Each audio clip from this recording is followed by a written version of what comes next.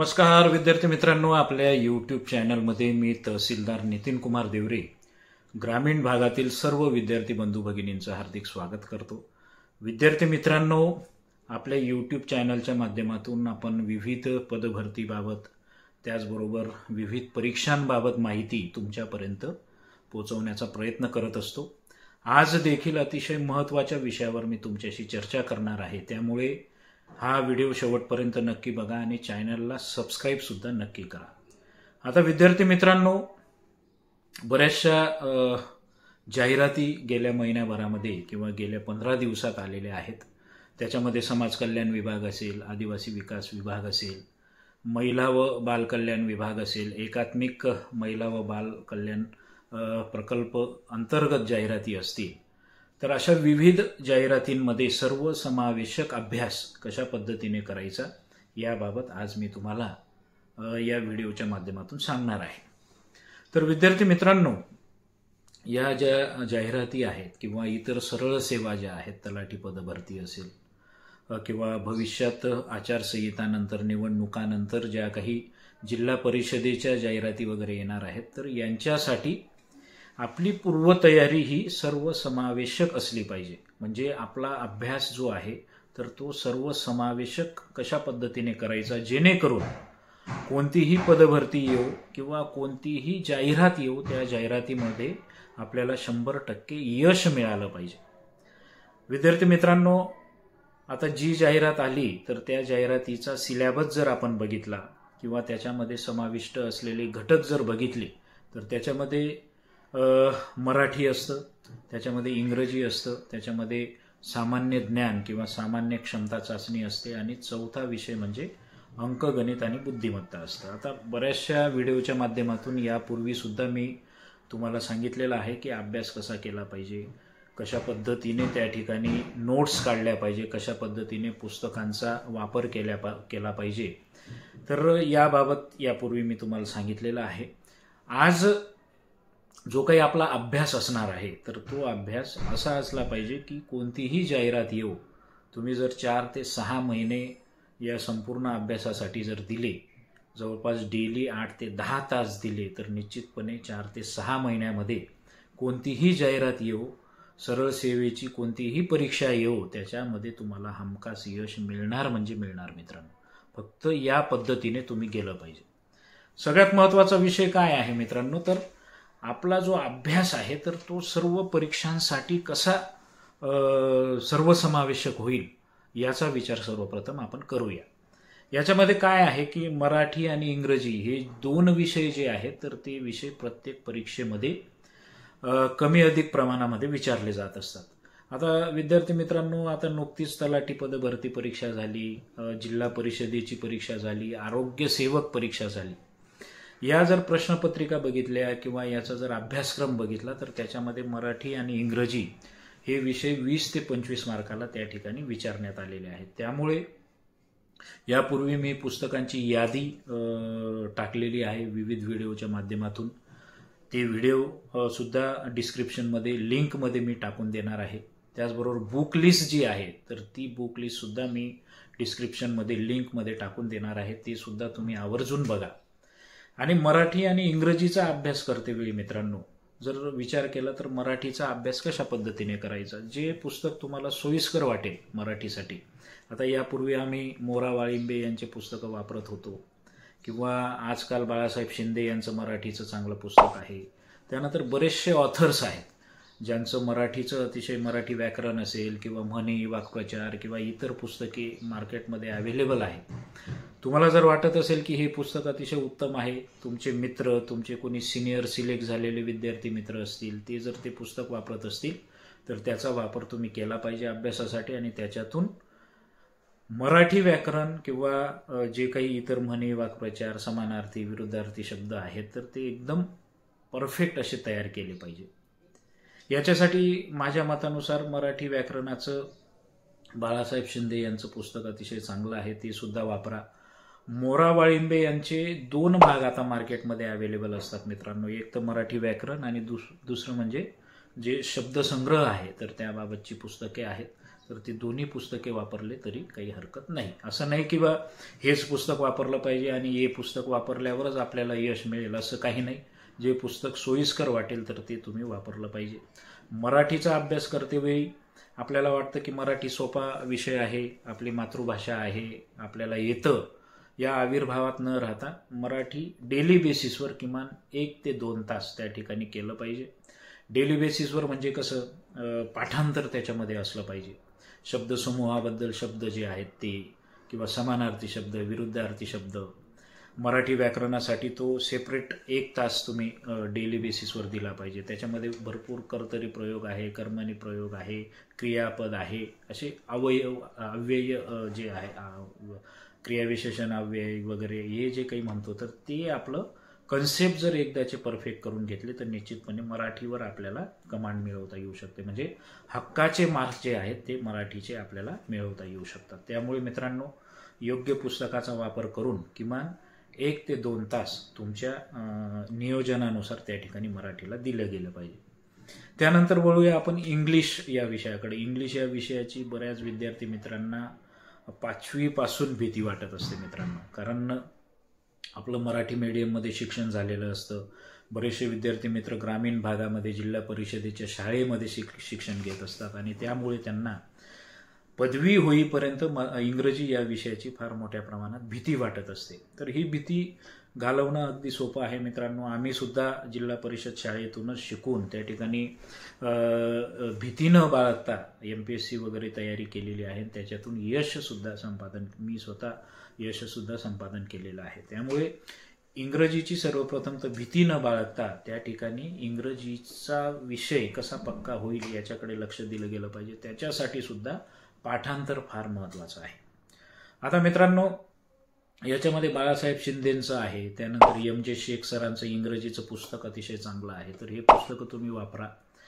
त्याचबरोबर आयडियम्स फ्रेजेस असतील, त्यानंतर सिनोनिम, अँटोनिम वगैरे हे काही जे शब्द असतात, वन वर्ड सबस्टिट्यूशन वगैरे असे जे काही शब्द आहेत, तर त्याला पाठांतरच करणं आवश्यक असतं. त्यामुळे पाठांतर तुमच्या पद्धतीने ते केलं पाहिजे. इंग्रजीला मात्र तुम्ही कमीत कमी 2 तास डेली बेसिसवर त्या ठिकाणी देणं गरजेचं आहे.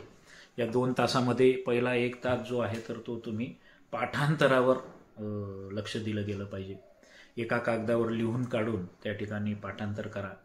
त्यानंतर डेली बेसिसवर इंग्लिश न्यूजपेपर जो आहे तर तो न्यूजपेपर तुम्ही वाचला पाहिजे. त्याच्यामध्ये कठीण शब्द जे येतात तर ते कठीण शब्द डिक्शनरीमधून बघा किंवा मोबाईलमध्ये डिक्शनरी असते त्याचा वापर करा. अशा पद्धतीने वाचन जर तुम्ही त्या ठिकाणी सुधारलं, न्यूजपेपर वाचन असेल, एखादं इंग्लिश मासिक तुम्ही डेली बेसिसवर 5-5 ओळी जरी वाचल्या तरी ते सफिशियंट आहे. पाठांतर केल्यानंतर त्या ठिकाणी जे काही इंग्लिश व्याकरण आहे तर त्या व्याकरणाची सुद्धा 1 तास किमान तुम्ही तयारी केली पाहिजे. म्हणजे इंग्रजीला त्या ठिकाणी सुद्धा 2 तास देणं गरजेचं आहे. मराठीला तुम्ही 1 ते 2 तास आणि इंग्रजीला 2 तास कमीत कमी डेली बेसिसवर देणं गरजेचं आहे. तर अशा पद्धतीने इंग्लिशवर सुद्धा निश्चितपणे कमांड त्या ठिकाणी मिळू शकते. 25 प्रश्नांपैकी जर 20+ जर तुमचं बरोबर येत असेल परीक्षेमध्ये कोणत्याही, तर निश्चितपणे ते तुम्हाला बेनिफिशियल ठरू शकतं. तिसरा महत्त्वाचा मुद्दा आहे तो म्हणजे अंकगणित आणि बुद्धिमत्ता. सामान्य क्षमता चाचणीविषयी थोडंसं सविस्तरपणे सांगायचं आहे, त्यामुळे आधी आपण अंकगणित आणि बुद्धिमत्ता चाचणी बघूया. मित्रांनो, अंकगणित बुद्धिमत्तेबाबत सुद्धा बऱ्याचशा विद्यार्थी मित्रांना थोडी मनात भीती असते, परंतु ही भीती मनातून काढून टाकणं गरजेचं आहे. अंकगणितासाठी आणि बुद्धिमत्तेसाठी पंढरीनाथ राणे यांचं पुस्तक चांगलं आहे किंवा अनिल अंकलगी यांचं सुद्धा पुस्तक चांगलं आहे. या पुस्तकातून तुम्ही अभ्यास केला पाहिजे. याला सुद्धा तुम्ही डेली बेसिसवर 1.5 ते 2 तास तुमच्या अभ्यासाच्या नियोजनामध्ये टाकणं गरजेचं आहे. आणि अंकगणित बुद्धिमत्तेला आवश्यक काय आहे तर त्याची प्रॅक्टिस करणं. प्रॅक्टिस मेक्स मॅन परफेक्ट या उक्तीप्रमाणे जेवढी प्रॅक्टिस तुम्ही डेली बेसिसवर, पाटी पेन्सिल घेऊन बसा, रफ नोटबुक घ्या, पेन्सिल घ्या, पेनाने त्या ठिकाणी गणित सोडवले पाहिजे, अंकमालिका, अल्फाबेट्स वगैरे हे सर्व पाठ करून त्या ठिकाणी डेली बेसिसवर 1.5 ते 2 तास जर तुम्ही प्रॅक्टिस केली अंकगणित आणि बुद्धिमत्तेची, तर निश्चितपणे त्याच्यावर सुद्धा 6 महिन्यात कमांड येऊ शकते मित्रांनो. म्हणजे हे स्वतः मी माझ्या अनुभवातून सांगतो आहे. माझ्या सक्सेस मिळवलेल्या मित्रांच्या अनुभवातून हे सांगतो आहे. त्यामुळे निश्चितपणे या पद्धतीने तुम्ही तयारी करा. अंकगणित बुद्धिमत्ता अतिशय सोपं आहे. पाढे 1 ते 30 पर्यंत सरसकट कागदावर लिहून काढा, आपल्या स्टडी टेबल समोर लावून टाका आणि पाठ करून टाका. महिन्याभरात 1 ते 30 पर्यंतची पाढे पाठ झाले पाहिजे. अंकमाला, वर्णमाला हे सर्व तयारी त्या ठिकाणी तुम्ही जर केली तर निश्चितपणे बुद्धिमत्तासुद्धा एक डिसाइडिंग फॅक्टर आहे. त्याच्यात जर तुम्हाला 25 पैकी 24, 25 पैकी 25 असे मार्क जर मिळत असतील तर निश्चितपणे तुमचं सिलेक्शन होऊ शकतं मित्रांनो. अशा पद्धतीने ती तयारी करा. आता राहिला मुद्दा सामान्य क्षमता चाचणी किंवा सामान्य ज्ञान हा विषय. आता मित्रांनो, सामान्य ज्ञान हा विषय थोडा व्हास्ट आहे. कारण सामान्य ज्ञान म्हटलं म्हणजे त्याच्यामध्ये केवळ जनरल नॉलेज किंवा अवांतर जे काही जगातील, भारतातील, महाराष्ट्रातील घडामोडी घडतात त्याच्यावरचेच प्रश्न विचारले जात नाही, तर त्याच्यामध्ये इतिहास आहे, त्याच्यामध्ये भूगोल आहे, त्याच्यामध्ये सामान्य विज्ञान आहे, राज्यघटना आहे, पंचायत राज आहे. तर असं कमी अधिक प्रमाणामध्ये त्याचेसुद्धा 20 ते 25 मार्काचे प्रश्न प्रत्येक परीक्षेमध्ये विचारले जात असतात. आणि याची तयारीसुद्धा करायला अतिशय सोपं आहे मित्रांनो. सामान्य ज्ञानासाठी मी तुम्हाला बऱ्याचशा व्हिडिओच्या माध्यमातून सांगितलं आहे की एकनाथ पाटील तात्यांचा ठोकळा जो आहे तर तो अतिशय उत्तम आहे. तो यासाठी मी सांगतो की त्याच्यामध्ये सर्व समावेशक घटक आहेत, सर्व विषय त्याच्यामध्ये कव्हर करण्यात आलेले आहेत आणि त्याचा जर आपण चांगला बारीक अभ्यास केला तर इतर पुस्तके हाताळण्याची आवश्यकता वाटत नाही. त्यामुळे तात्यांचा ठोकळा उत्तम आहे.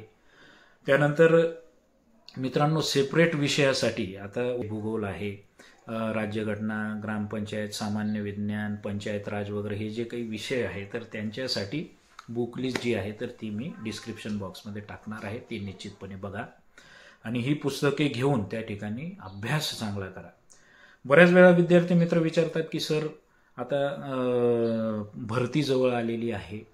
आता उदाहरण जर द्यायचं झालं तर तलाठी भरती 2 महिन्यावर जाहिरात आलेली जर असली उदाहरणार्थ, तर या 2 महिन्यामध्ये हे जे तुम्ही पुस्तकं सांगताय त्या 2 महिन्यात अभ्यास कसा होईल? तर मित्रांनो, हा 2 महिन्याचा अभ्यास कधीच नसतो.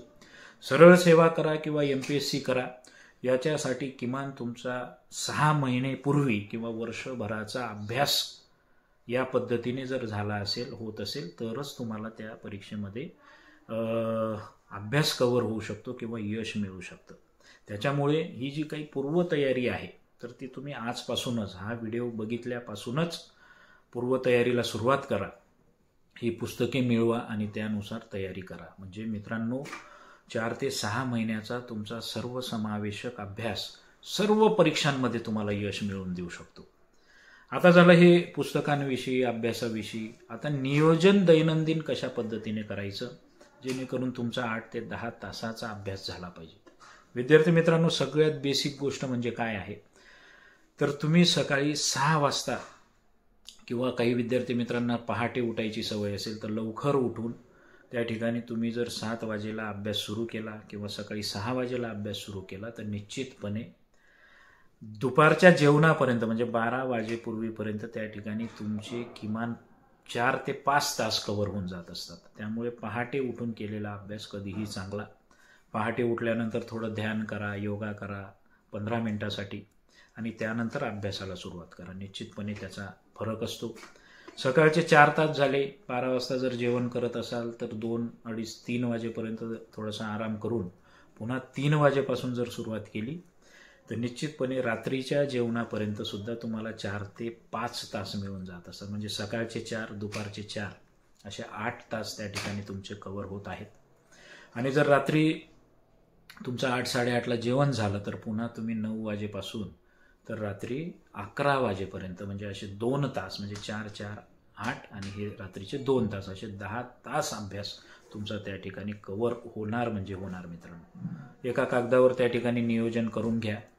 रविवार आला, रविवार आल्यानंतर केलेला आठवड्याभराचा जो अभ्यास आहे त्याचं रिव्हिजन करून घ्या. रविवारी इतर जे काही आपले कामं असतात ते कामं आटोपून पुन्हा सोमवारपासून नव्याने स्फूर्तीने अभ्यासाला सुरुवात केली पाहिजे. जेणेकरून मित्रांनो, आपलं जे काही नियोजन केलेलं असतं अभ्यासाचं ते जर फॉलो होऊ लागलं तर निश्चितपणे आपल्याला कॉन्फिडन्ससुद्धा येतो, आत्मविश्वाससुद्धा त्या ठिकाणी आपला दुणावतो. त्यामुळे मित्रांनो, आपला जो अभ्यास आहे तर तो दैनंदिन त्याच वेळेला सुरू झाला पाहिजे. दैनंदिन नियोजनबद्धपणे अभ्यास आपला केला पाहिजे, जेणेकरून आपल्या माइंडला, आपल्या स्वतःला ती सवय लागत असते.